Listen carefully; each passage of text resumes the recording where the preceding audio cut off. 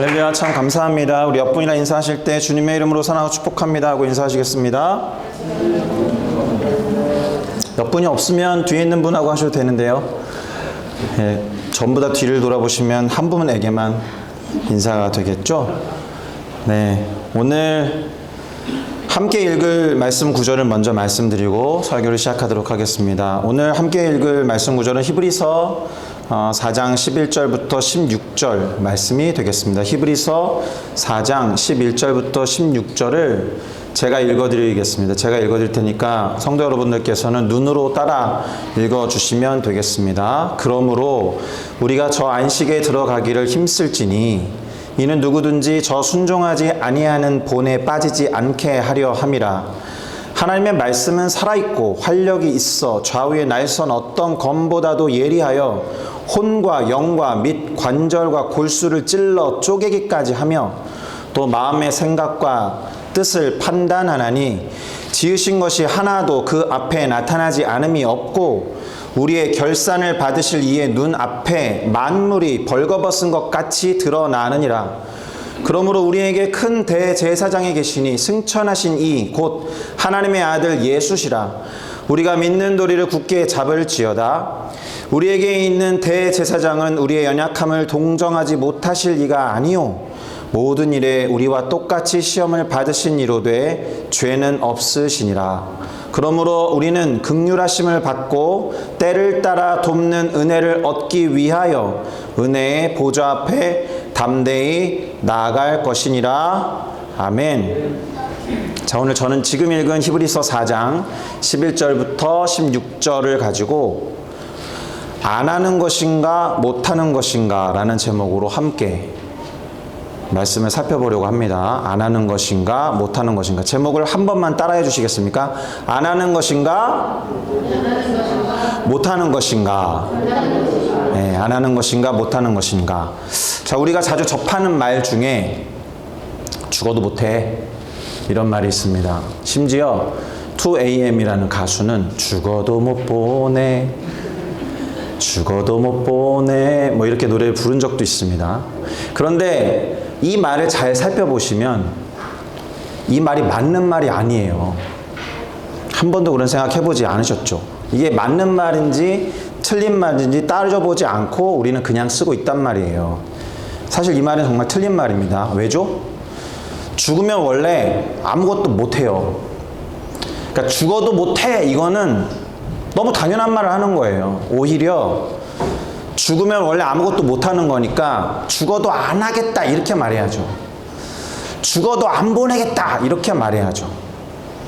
못한다고 했지만 사실은 안 하겠다는 거잖아요. 그렇죠? 죽어도 안 보낼 거야 이런 얘기를 죽어도 못 보내 이렇게 말한 거잖아요.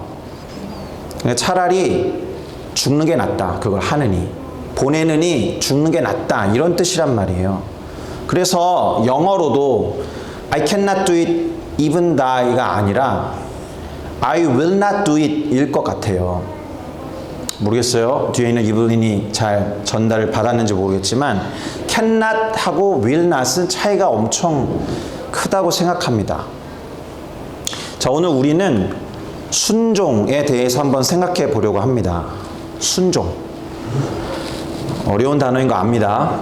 자, 미국의 목회자이자 신학자인 나다니엘 에모스라는 분이 이런 말을 했습니다. 한번 같이 읽어볼까요? 시작.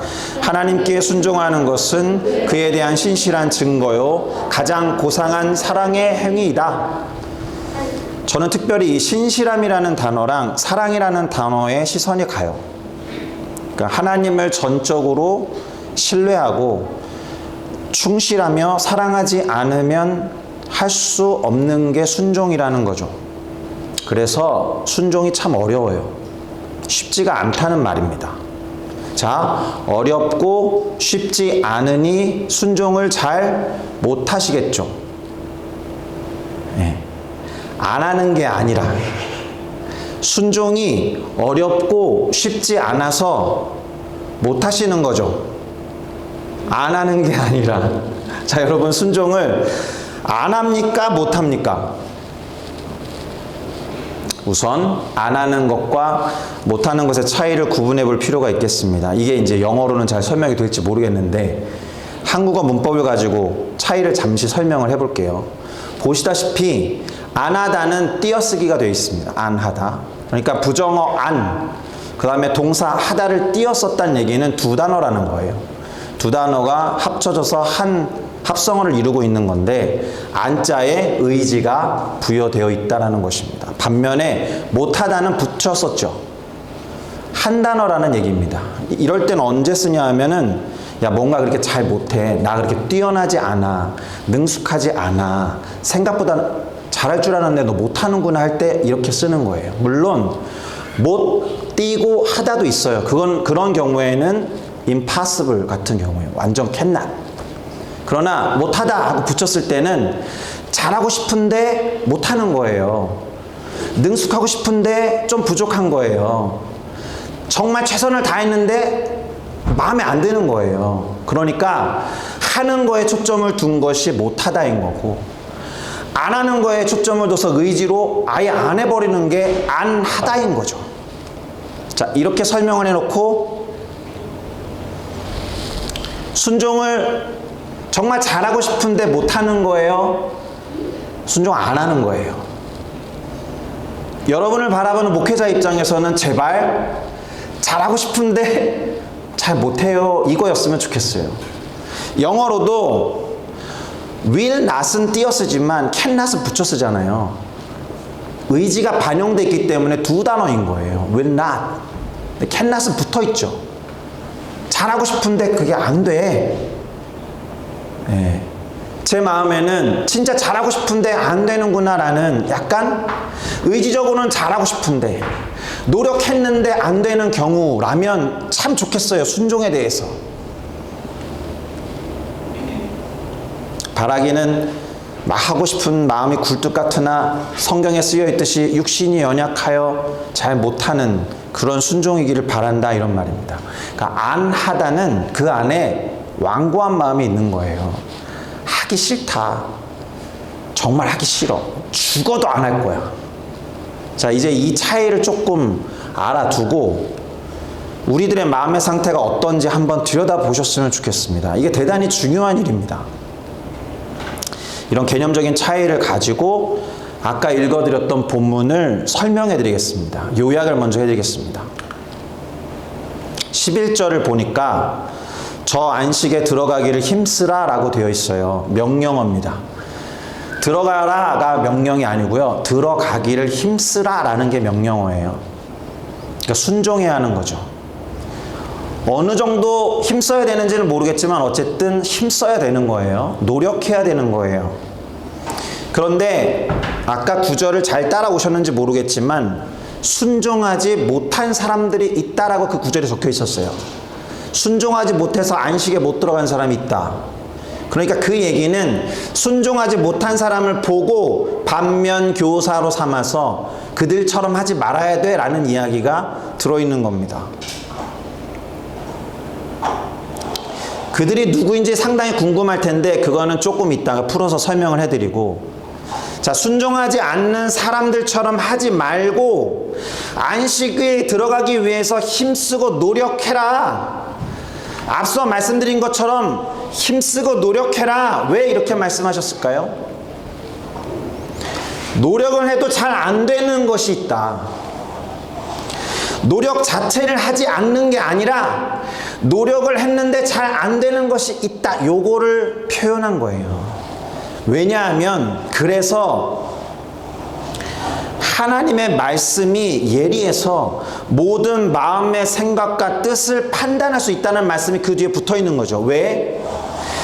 정말 하고 싶은데 못하는 건지 처음부터 하기 싫어서 안 하는 건지 하나님 말씀이 예리해서 다 알아차린다 이 얘기예요. 이해하셨어요? 우리가 노력하는데 못하는 것인지 아니면 정말 하기 싫어서 노력조차 안 하는 것인지가 정말로 날카롭고 예리한 양날의 검을 갖고 있는 말씀이 다 찔러 쪼개서 알아차리신다라는 거죠. 그래서 사실 은혜가 있어요. 거기에 왜 들어가고자 애쓰라라고 했냐. 살짝 들어가지 못해도 괜찮은데 네 마음에 그렇게 애쓰고 있느냐? 말씀에 비춰볼 때 그래야 이 앞구절과 뒷구절의 연결고리가 생기는 거거든요. 하나님의 말씀 앞에서 우리들의 마음의 동기를 숨길 수 없다는 것입니다. 노력해도 잘 안 되는 경우에 그럼 어떻게 해야 됩니까? 걱정할 건 없어요. 왜냐하면 그 다음 구절이 뭐냐 하면 우리의 연약함을 아시는 대제사장이 계신다 이런 말을 하거든요. 노력은 하는데 잘 안 되는 것을 잘 아는 분이 계시다. 그분을 대제사장이라고 말씀하시고 하나님의 아들 예수라고 소개합니다. 그리고 그 뒤에 이어진 구절이 뭐냐? 우리의 연약함을 이해하시는 분이 계시다. 그러니까 말씀이 정말로 예리하고 날카로운데 우리의 연약함을 아시는 분이 계시다라는 이 구절이 그래서 붙어 있는 거라고요. 안 하는 거예요. 하려고 하는데 못하는 거예요. 그 마음의 동기를 예리한 말씀의 검이 다 알아차리신다고요. 그런데 하려고 하는데 못해도 괜찮아. 그 연약함에 대해서 아시는 대제사장님 예수 그리스도가 계시니까. 그 다음 구절이 그래서 그러니 보좌 앞으로 나와 이렇게 초대하는 거예요. 이해하셨습니까? 그렇게 어렵지 않죠. 지금 구절에 대해서. 오늘 살펴본 말씀의 핵심 구절은 맨 마지막 구절이에요. 긍휼하심과 때를 따라 돕는 은혜를 얻기 위해서 담대함을 가지고 예수 그리스도의 보좌 앞으로 나와라 이거거든요. Let us 하자는 거예요. 애써라. 괜찮아. 노력한다면 그거를 이해하시는 긍휼을 베푸시는 대제사장이신 예수님이 계시니까 얼마든지 와라 이런 얘기입니다. 자, 이것이 오늘 구절의 내용이에요. 설교는 사실 끝이에요. 근데 이 말씀이 왜 여기에 이렇게 적혀 있는지 앞뒤 전후 구약적 배경을 살펴보면 조금 더 와닿을 것 같아서 그 부분을 설명해 드리려고 합니다. 자, 히브리서를 기록한 저자가 사실 이 히브리서 4장 1절에 뭐라고 되어 있냐면 뭔가를 두려워한다 이렇게 표현되어 있어요. 아니 무언가를 두려워해야 돼. Let us fear 이렇게 되어 있거든요. 뭔가를 두려워해라. 뭐라고 적혀 있냐? 같이 읽어볼까요? 시작. 그러므로 우리는 두려워할지니 그의 안식에 들어갈 약속이 남아있을지라도 너희 중에는 혹 이르지 못할 자가 있을까 함이라. 그들과 같이 우리도 복음 전함을 받은 자이나 들은 바 그 말씀이 그들에게 유익하지 못한 것은 듣는 자가 믿음과 결부시키지 아니함이라. 뭐라고 되어 있습니까? 하나님의 안식에 들어가지 못하는 자가 있을까 두렵다. 왜 못 들어간다고요? 믿음. 말씀을 들었는데 믿음과 결부시키지 아니해서. 영어로 말하면 because it was not united by faith. 믿음과 연합되지 않았다라는 게 무슨 뜻입니까? 믿음에 합당한 삶이 아니어서, 믿지 않아서, 또 다른 말로 하면 순종하지 않아서 안식에 못 들어간 사람이 있다. 그것을 두려워한다. 그것을 무서워한다. 그걸 두려워하자. 이 얘기는 상당히 공동체 지향적인 거예요.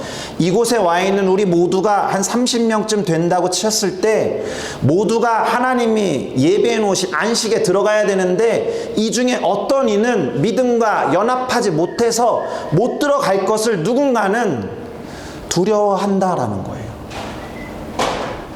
나 하나 구원받아서 안식에 들어가면 되지. 이게 아니고 공동체에 혹시라도 믿음과 연동되지 못해서 못 들어가는 사람이 있을 걸 두려워하자. 왜? 성경의 역사 속에, 이스라엘의 역사 속에, 유대인들의 역사 속에 계속 이어져 온 이야기이기 때문에 그래요. 그렇게 하지 못한 걸 걱정하는 게 아니고요. 그렇게 하지 않은 걸 걱정하는 거예요, 지금. 아무리 하나님이 안식을 주실 거라고 그 말씀을 하신 때로부터 쭉 그 약속이 유효함에도 불구하고 그 약속과 믿음을 연동하지 않아서, 순종하지 않아서, 하려고 하는데 못해서가 아니라 의지가 반대로 작용해서 믿지 않고 순종하지 않으면 안식으로 들어갈 수 없으니 그것을 걱정해야 한다. 6절 하반절이 제대로 말합니다. 같이 읽어볼까요? 시작. 복음 전함을 먼저 받은 자들은 순종하지 아니함으로 말미암아 들어가지 못하였으므로. 자, 복음을 들었지만 순종하지 않아서 못 들어간 사람들이 있다는 거예요. 우리는 이 사람들이 누군지도 몹시 궁금합니다. 이 사람들에 대해서 이제 설명을 할 거예요. 사실 이 히브리서 4장에 나오는 안식이라는 단어는 태초에 하나님이 천지를 창조하시고 일곱째 날에 안식할 때부터 있었던 개념이죠. 그런데 좀 더 구체적으로 이곳에 기록된 안식이라는 단어는 출애굽한 이스라엘 백성과 관계된 이야기예요.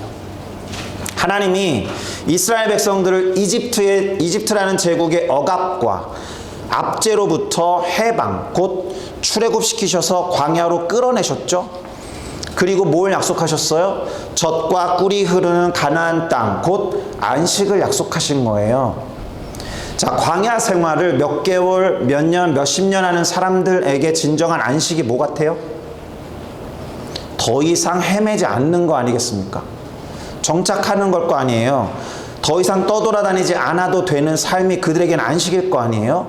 그러니까 사실 젖과 꿀이 흐르는 그 좋은 땅으로 들어가서 안식하는 것을 하나님이 약속하셨고 주구장창 말씀하시고 인도하시는 내내 여러 가지 표적과 기사로 보여주셨는데 그렇지 못한 사람들이 있다라는 거죠. 자, 히브리서 4장을 지금 공부하고 있습니다. 그러니까 그 앞에 있는 3장을 같이 공부해 볼 필요가 있어요. 3장 11절부터 19절에 출애굽한 이스라엘 백성들이 가나안이라고 하는 안식처로 들어가지 못한 이야기가 기록되어 있습니다. 읽어드리겠습니다. 내가 노하여 맹세한 바와 같이 하나님이 노했어요. 그리고 어떻게 맹세하셨냐면 그들은 내 안식에 못 들어가. 형제들아, 너희는 삼가 혹 너희 중에 누가 믿지 아니하는 악한 마음을 품고 살아계신 하나님에게서 떨어질까 조심할 것이요. 오직 오늘이라 일컫는 동안에 매일 피차 권면하여 너희 중에 누구든지 죄의 유혹으로 완고하게 되지 않도록 하라. 우리가 시작할 때 확신한 것을 끝까지 견고히 잡고 있으면 그리스도와 함께 참여한 자가 되리라. 무슨 말이에요? 처음에 약속하신 말씀을 흔들림 없이 끝까지 붙잡고 나아가면 예수 그리스도의 유산, 기업을 함께 물려받는 형제 자매가 된다는 뜻이에요. 안식을 얻을 수 있다는 얘기입니다. 성경에 일렀을 때 오늘 너희가 그의 음성을 듣거든 경노하시게 하던 것 같이 너희의 마음을 완고하게 하지 말라 하였으니, 듣고 경노하시게 하던 자가 누구냐? 모세를 따라 애굽에서 나온 모든 사람이 아니냐? 또 하나님이 40년 동안 누구에게 노하셨느냐? 그들의 시체가 광야에 엎드러진 범죄한 자들에게 아니냐? 또 하나님이 누구에게 맹세하셨느냐? 또 그의 안식에 들어오지 못하리라고 하셨느냐? 곧 같이 읽겠습니다. 시작. 순종하지 아니하던 자들에게나 아니냐? 이로 보건대 그들이 믿지 아니함으로 능히 들어가지 못한 것이라. 자, 하나님이 젖과 꿀이 흐르는 약속의 땅으로 인도하고 계신데 그 말씀을 들어도 믿지 않고 완고한 마음을 가지고는 따르지도 않고 순종도 하지 않았으니 그 약속의 땅, 곧 진정한 안식처로 들어가지 못하는 자들이 생겨났다라는 거예요. 지금 읽은 본문에서 하나님을 경노하게 하고 쟤네 못 들어가게 할 거야 라고 맹세까지 하게 한 이 사람들의 속성을 기억할 필요가 있습니다. 믿지 아니하는 마음에 대해서 12절에 기록되어 있었고요. 죄의 유혹으로 완고해졌다라는 것이 13절에 나왔고, 마음을 완고하게 했다라는 게 15절에 나왔고요. 순종하지 아니했다라는 게 18절에, 믿지 아니었다라는 게 19절에. 자, 이러한 것들이 안식에 들어가지 못하게 했다라는 거예요. 그들의 의지가 개입된 행동들과 마음의 상태가 이랬다라는 겁니다. 한마디로 하지 않겠다, 순종하려고 노력하는데 그게 잘 안 되었다라고 핑계나 변명을 댈 수 없는 상태인 거예요. 왜요? 하나님의 말씀도 알아차리셨으니까 이렇게 화를 내시면서 맹세하신 거잖아요. 그들이 연약해서 그랬던 게 아니에요. 구체적으로 그들이 어떻게 했는지 시편 95편 7절부터 11절 말씀을 제가 너무 앞서갔군요. 말씀을 보도록 하겠습니다. 너희가 오늘 그의 음성을 듣거든 너희는 무리바라는 곳에서와 같이 또는 광야의 마사라는 곳에서 지냈던 날과 같이 너희 마음을 완악하게 하지 말지어다. 그때의 너희 조상들이 내게 행한 일을 보고서도 나를 시험하고 조사하였도다. 내가 40년 동안 그 세대로 말미암아 근심하여 이르기를 그들은 마음이 미혹된 백성이라 내 길을 알지 못한다 하였도다. 그러므로 내가 노하여 맹세하기를 그들은 내 안식에 들어오지 못하리라 하였도라. 안타까운 말씀이죠. 이스라엘 백성들이 무리바라는 곳에서 또는 마사라는 곳에서 또는 어떤 합쳐서 부르기도 합니다. 마사우 무리바라는 곳에서 물이 없어서 모세를 원망했습니다. 그래서 다툰 일이 있어요. 근데 그 모든 결과물이 하나님을 원망하고 시험함으로써 그들이 안식에 들어가지 못하게 한 결과에 이르게 된 겁니다. 지금 읽었던 구절에도 나오죠. 그들의 완악함, 하나님을 시험함. 이게 무슨 말이냐? 하나님을 믿지 않는다는 거예요. 않겠다라는 거예요. 하나님에 대한 믿음과 확신이 없다라는 거죠. 그러니 어떻게 순종을 하겠습니까? 심하게 말하면 나는 하나님 죽어도 안 믿어. 죽어도 안 따라갈 거야. 이런 완고함이 있었다라는 거예요. 이와 같은 말과 행동을 한 거나 마찬가지입니다. 자, 스스로들이 아무리 그거 아니라고 변명을 해도 예를 들면 너무 힘들어서 그랬어요. 너무 피곤하고 지쳐서 그랬어요. 어쩔 수 없었으니 한 번만 봐주세요. 이런 식으로 말을 한다고 해도 하나님은 아시죠.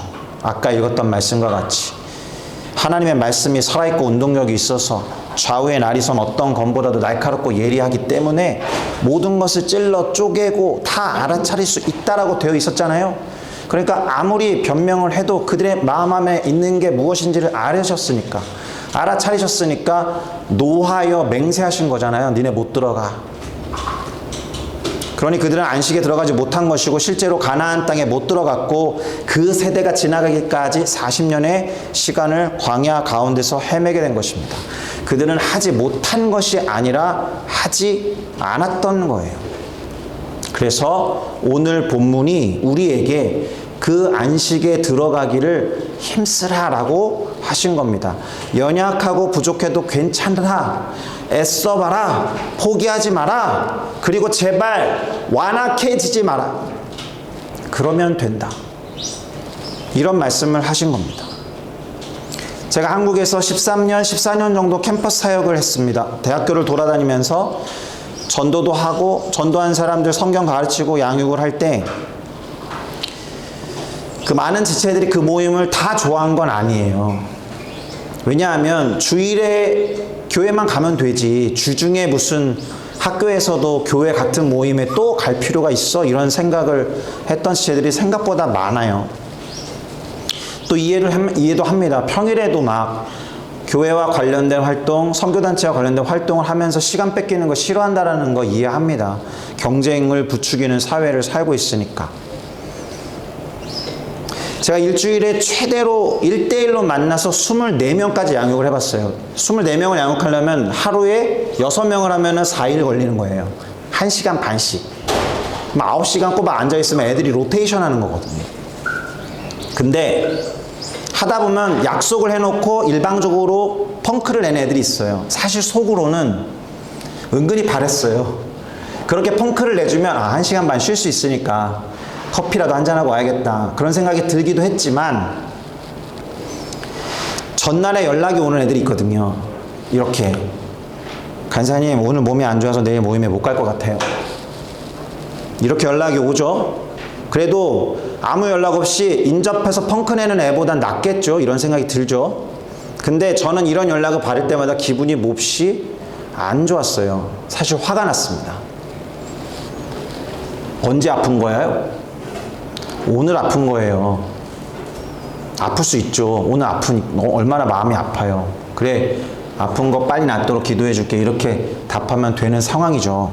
근데 지금 한 말에는 내일까지 아플 거라는 게 예정돼 있어요. 그래요, 안 그래요? 간사님, 오늘 몸이 아파서 내일 모임에 못 가겠습니다. 물론 오늘 너무 아파가지고 내일 좀 쉬어야겠다 이렇게 말하는 거겠죠. 그래서 그냥 대놓고 물어보고 싶었어요. 너 내일까지 아플 예정이니? 스스로 아플 수 있어요. 그리고 아프기로 결단하면 조금 아프기도 한 것 같아요. 사람이 꾀병을 부리면. 모임이 내일이고 내일 저녁인데 오늘 오전에 연락해서 내일 저녁에 못 갈 것 같아요. 오늘 아파서. 못 온다는 말을 하는 것 같지만 혹시 이 녀석은 안 오겠다는 말을 하는 건 아닐까? 혹시 이 녀석은 오기 싫다는 말을 하는 것이 아닐까? 이런 생각을 종종 했다, 이런 말입니다.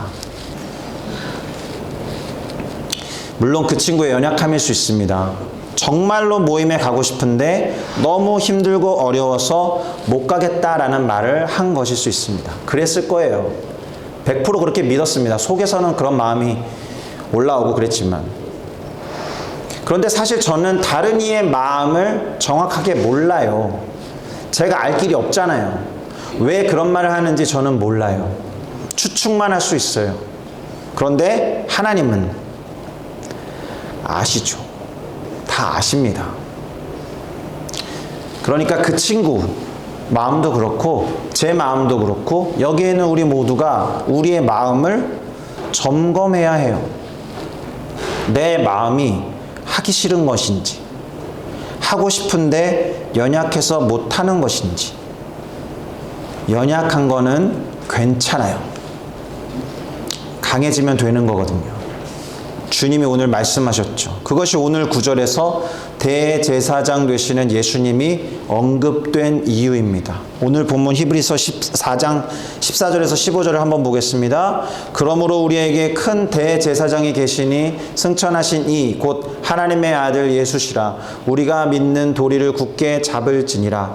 우리에게 있는 대제사장은 우리의 연약함을 동정하지 못하실 이가 아니요 모든 일에 우리와 똑같이 시험을 받으신 이로되 죄는 없으시니라. 아멘. 맞아요. 예수님은 완벽하게 인간이셨어요. Perfectly. 그래서 우리가 느끼는 아픔, 고통, 슬픔, 모든 감정을 다 느끼시고 가신 분이에요. 우리가 얼마나 연약하고 부족한지 인간의 몸을 입고 살아가셨기 때문에 다 알고 이해하시는 완벽한 인간이셨어요. 그러니 우리의 연약함을 공감하고 무조건적으로 수용하고 이해하실 수 있는 분이라는 뜻입니다. 다시 말하면 우리가 연약하고 부족해서 못하는 부분에서만큼은 정죄하는 분이 아니다라는 말입니다. 그게 대제사장이라는 이름에 걸려있는 예수 그리스도의 속성이에요. 대제사장이라고 아까 읽어드렸잖아요. 대제사장의 역할이 뭔데요? 백성들의 죄를 제물에 전가해서 짊어지고 하나님 앞에 나아가는 사람이에요.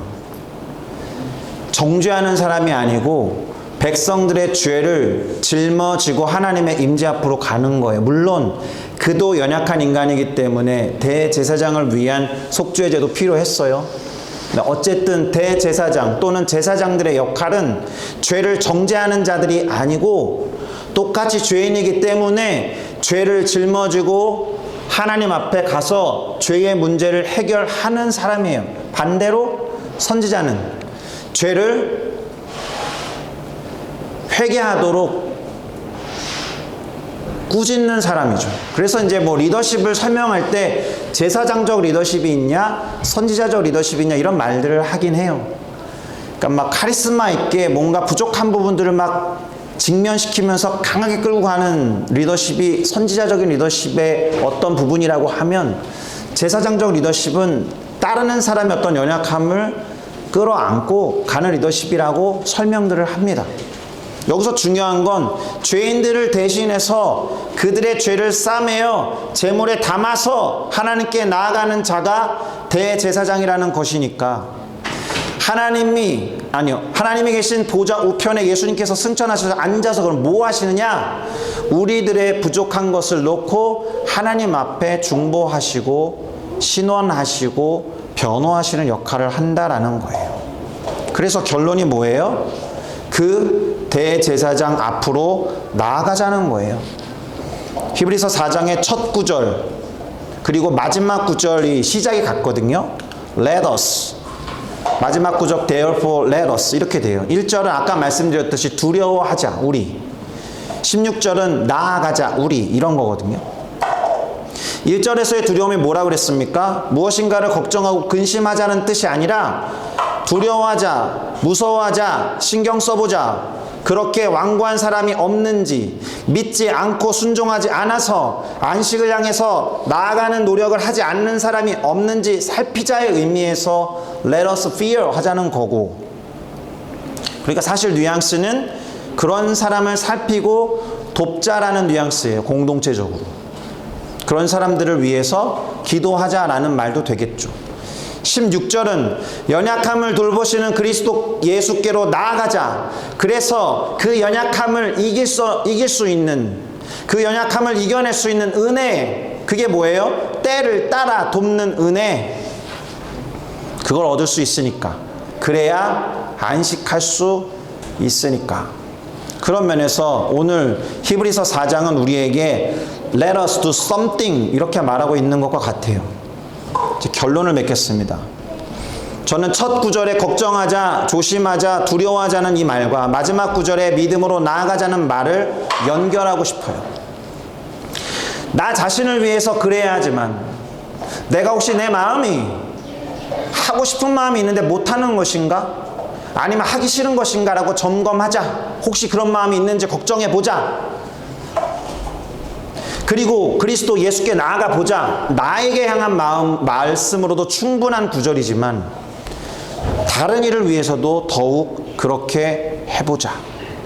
그렇게 믿지 못하고 순종하려고 하지만 연약해서 못 나가는 자들을 위해서 돕는 기도로 나아가자. 제사장적인 태도로 나아가자. 다른 일을 정죄하고 비판하기보다 연약함을 뭐라고 하지 말고 그것을 품고 마치 내 문제인 것처럼 그리스도께 함께 나아가자. Let us 하자. 그러니 때를 따라 돕는 은혜를 주신다는 믿음과 확신을 가지고 우리를 정죄하거나 비판하지 않으시는 대제사장이신 예수 그리스도를 의지하여 그 은혜의 보좌로 나아가자. 마지막으로 미국의 유명한 시인이었던 헨리 워드스워스 롱펠로우의 글을 옮겨봅니다. 하나님께서 뜻하시는 바를 행하는 것이 우리가 쉼을 얻는 유일한 방법이다. 순종하는 것이 쉼을 얻는 유일한 방법이라는 뜻입니다. 4월은 믿음과 확신이라는 주제로 예배를 드리게 됩니다. 그런데 오늘 다룬 이 순종이라는 것이 믿음과 확신이 행동으로 드러나는 키워드거든요. 믿음과 확신의 열매가 순종이라는 거예요. 믿음과 확신 없이 주님에 대한 확신과 믿음 없이 주님의 말씀에 순종할 수 없다라는 거죠. 자, 주님을 믿는다고 하면서 무엇인가를 안 한다는 건 주님을 믿지 않는다는 말과 같습니다. 거짓말이라고요. 주님을 믿으니까 부족하지만 노력하는 거예요. 주님이 도와주실 걸 믿고 확신하니까 그분에게 도움을 요청하러 나가는 거예요. 그리고 그 노력이 열매를 맺을 것을 알고 가는 거예요. 순종이 노력입니다. 믿음에 합당한. 믿음을 가진 모든 자들의 애씀, 그것이 순종이고 그런 우리들의 모습이 되기를 바라고 기도합니다. 아멘.